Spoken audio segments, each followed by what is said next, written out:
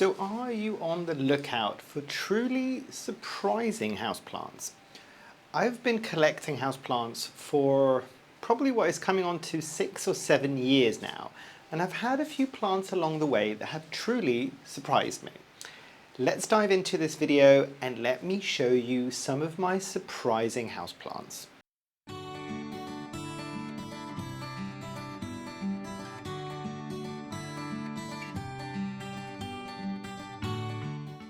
Hi, my name is Memo, this is my channel, Houseplantygoodness, and essentially it's a place where I like to geek out about my big passion. You might be able to see some of it behind me and around me for the people that have been here for a while. It's tropical houseplants. So for today's video, I thought let me kind of talk you through some of the plants that I have acquired during my houseplant journey that have actually surprised me, both in a good way and in a negative way. The negative way might be a bit more challenging because I don't think I've got a lot of those left, but if not, I will add photos and videos to the side. But yeah, without further ado, let me talk you through my first plant. And you might be able to see it right here. This is surprising probably to nobody else but me, because a lot of people have been after, and I'm talking about this plant here by the way. So this is the Antherium warocqueanum, or the Queen Anthurium. These are two of its oldest leaves. They're looking a bit old and a bit decrepit at the moment, but there is a newest leaf in the back that happened, I think, during winter, and there is a new growth point coming in, which is fantastic. But this plant surprised me for very specific reasons, and I'll talk you through them. So this is a plant, this is an Antherium that a lot of people wanted because it's got its velvetiness, it's got all of these things that are going from it. It's like long and strappy and it's dark. Mine's a bit on the light side because I get an awful lot of light in here, so it's kind of bleaching out the leaves slightly. I'm okay with it because there's not much that I can do in terms of shading.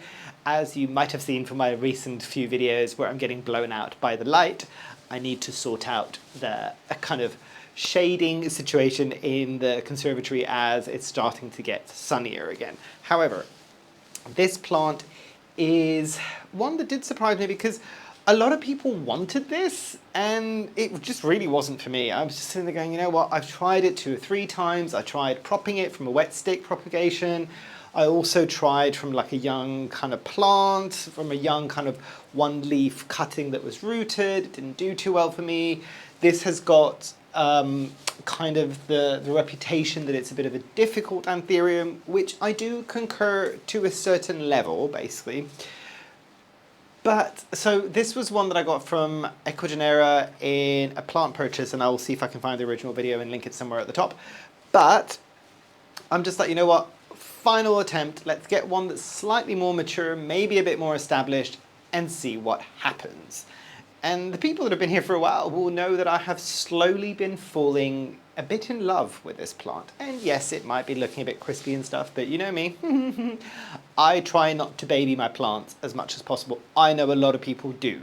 This is also a plant that for a lot of people, they tend to have it in a kind of IKEA glass house terrarium thing, glass cabinet. Can't remember what they're called now. There is no IKEA anywhere near where I live, so that isn't even an option for me. But essentially think of my entire conservatory as a massive IKEA glass cabinet. And it's doing okay. Would this have done better or worse if it was in a household condition? Probably worse, I would imagine, because this is one that I think does appreciate the higher levels of humidity. Can it look a bit busted? Yes. Can it look a bit crispy? Yes. But as long as you don't want a pristine version of a plant, and that's the big thing that I would say on this plant, because a lot of people are just like, oh, get it, but it can be a bit tricky, and people get it and they get a bit disappointed with it. If you want a plant that you're going to baby all the time because you want it to be absolutely pristine, look no further. If you want a plant that will give you some joy, you don't have to baby, but it won't look as pristine. Do you see the difference? It's one of those things that if you don't want it to be perfection, you could still go with something like the Antherium warocqueanum, but it did surprise me because I didn't think I was going to enjoy growing it as much as I did. Is it because the leaves were always a bit bigger from the day that I got it and it's still throwing out big leaves? Possibly is it the fact that I find that this one does slow down a bit in the winter, but actually not too bad. It's not the fastest growing Antherium I've got by a long stretch. But yeah, this one surprised me, and it surprised me on how much I've enjoyed. Words are hard on a Sunday. But yes, I've really kind of enjoyed growing this, and I've enjoyed words, like I really cannot today. I don't know what's going on. I've really enjoyed, that's the word, growing this in my collection more so than I thought I was going to. Now let's move on to a smaller plant that maybe has surprised me for bad reasons. So this a pathetic kind of view of this specific plant, and has it got mealybugs again? Yes! You can see where I'm going with this. This is the Alocasia brancifolia, or pink dragon. Wow, look at all of those mealybugs. I need to deal with this. But this is an interesting one that surprised me, because, and a lot of people want it because there's no other Alocasia that looks like this, because it's got those split leaves and it's giving kind of palm vibes. And anybody that has tried to grow any form of palm, and I think, is it the Kentia palm or the parlor palm? One of those two tends to be a bit easier in the household condition. I've not found this. My mother in Cyprus and Greece, and I did like a video of me going and looking at her collection, and I will add it at the top there. I don't think that palm specifically features because it's in like one of their holiday homes. They did have this, and they're growing it quite successfully, one of the two palms that I was mentioning. This has got that vibe. Now, why this surprised me in a negative way. So I did enjoy, this is going to be a theme for this video. I did enjoy growing this a lot, basically, in my collection. I'll see if I can find an old picture and add it here at its kind of height. And I was getting a bit cocky at some point. I just went, look at me, I'm growing this really well. Everybody else is struggling. I was seeing even growers kind of going, you know what, I'm growing it back from bulbs because like this is one of the hardest alocasias to keep happy in the winter. And that is true. And even at its best, even when I was growing it okay in the winter, that was in my previous house that I was living before this, my last ever rental house before I bought this house. But that one did well, and I think it needed very specific conditions. It was in a south-facing window that was getting a bit of shade, and it was above radiators, so it was doing okay. It didn't have huge levels of humidity because that was in the living room. But I will say, this is now a regular thing with this Alocasia for me. The last couple of years, it basically will go back down to a corm, and I will have to bring it back. And it always starts a bit pathetic. By the end of the summer, this will be a much bushier plant. I'll need to figure out where the hell I'm going to put it. And I'll go from there. And this one I had moved into semi-hydro. And I will say, talking about surprising elements, and you can kind of see some of the roots there, they're doing okay in soil. And this is controversial because I know the semi-hydro, either leca or pon, does work really well for a lot of people when it comes to their Alocasia and Colocasia. I tried, and I can say that I've tried it for a lot of different plants, and I have had good success overall. However, I've been able to keep ferns happy in semi-hydro. Alocasias and Colocasias, I have destroyed many of them by putting them into semi-hydro. I seem to personally do better with them in a soil type media, basically, so a chunky aroid mix, basically. But so I've moved it back into this.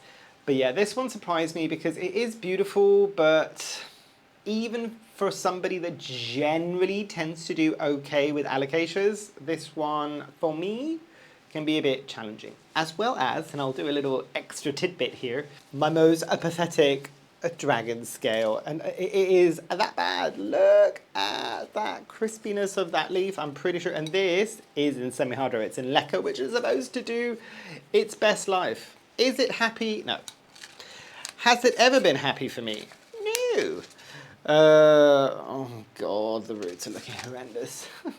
This might be going soon, basically. I do want to replace it, but at the same time, I mean, the foliage on this plant is second to none. No other foliage in any other houseplant that I have really gives you that kind of dragony vibe. So yeah, this alocasia specifically to me, and the brancifolia, they surprise me because a lot of people are managing to keep them happy. I'm not saying that I am jealous of those people, but I'm also saying that I'm slightly jealous of those people. Because it is one of those things that generally for most alocasias and colocasias, I do okay. I've grown some massive alocasias and colocasias. But this, not so much. Neither did brancifolia. Did get it big, but struggle bus, basically. It wouldn't be a video of me talking about some of the plants that surprised me without me talking about my Heterocraspedon, without me trying to throw everything down, basically. So newest leaf is right there, previous oldest leaf is there, and you can see how it's happening. So, what is this? Some of the new people might be asking. It was air layering that I was going to do and chop it up and prop it because the roots came and they were horrendous from Equigenera. I've heard this from a lot of people. This plant ships generally like rubbish, basically. And I've tried second. This is my second one. The first one is looking really busted, basically, at the moment. But the air laying did really well, and I think that's where it's getting most of its nutrients from at the moment. Should I probably chop this and put it back into the soil? Probably, but that's a future memo problem, basically. This is going to happen at some point when it gets warmer and sunnier. It is warmer and sunnier at the moment, but like probably May or June, I'll probably do that just so I can kind of give it the best chance that it could to kind of grow where it needs to do. But the roots are looking, the air layered roots are looking, can you see that buckling that's happening there? Way past the point where I should have chopped it and propped it, but it'll be fine. I will chop it and prop it back in.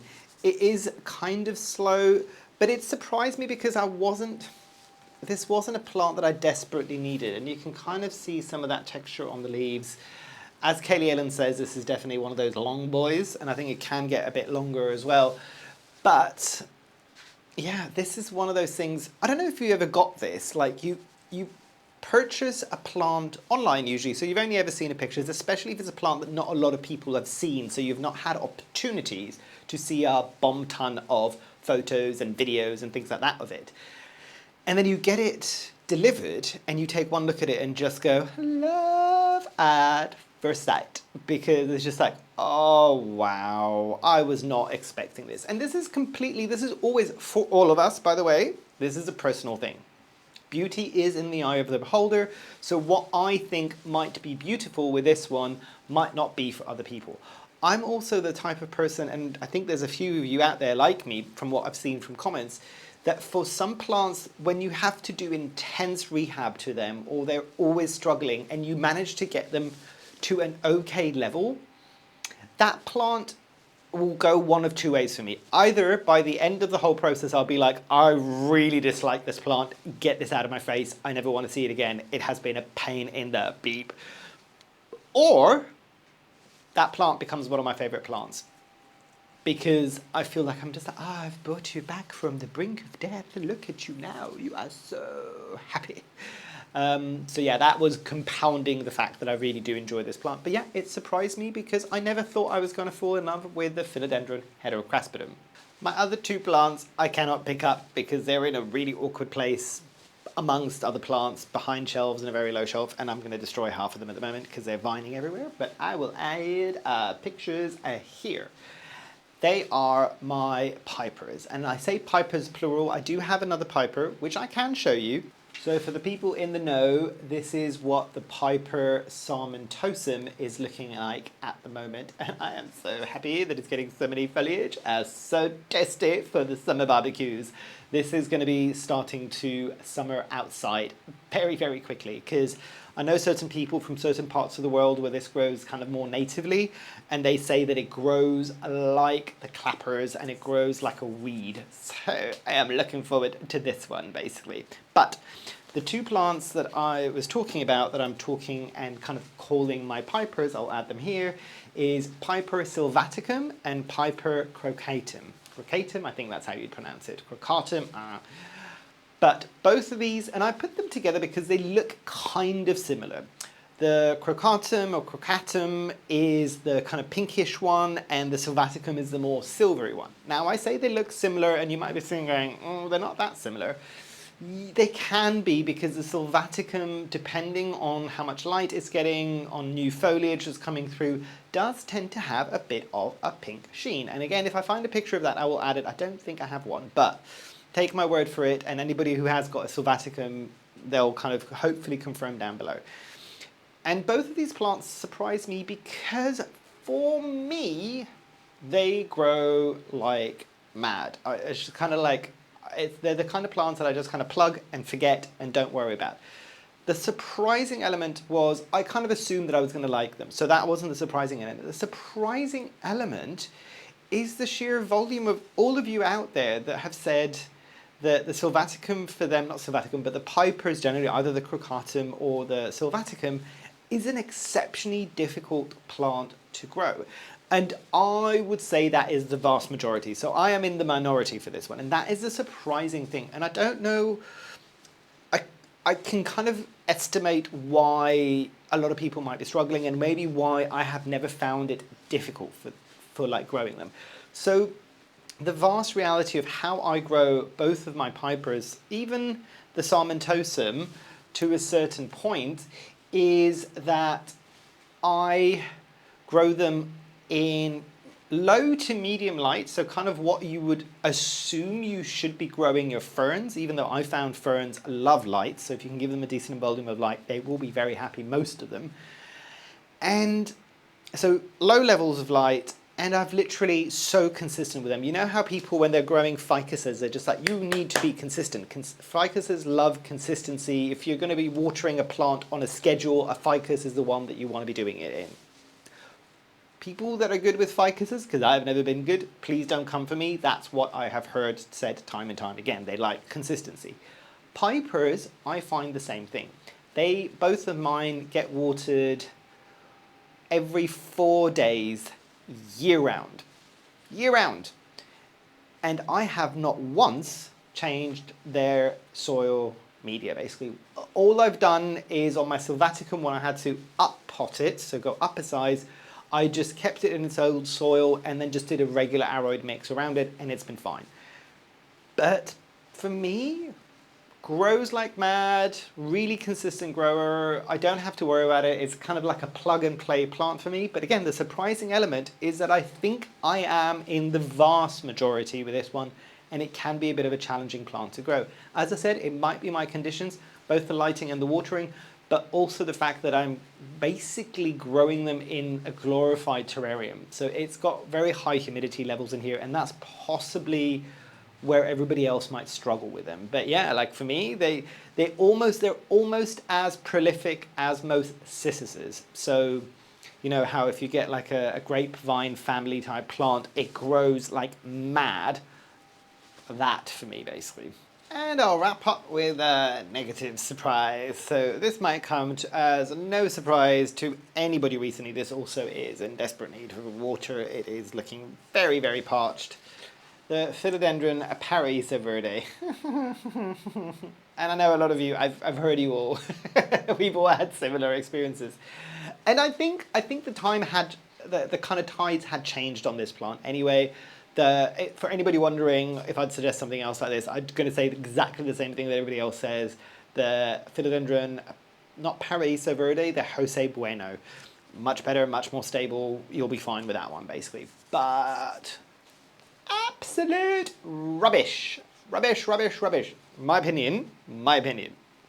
I know this is not the same for everybody. But yeah, no. Like, no.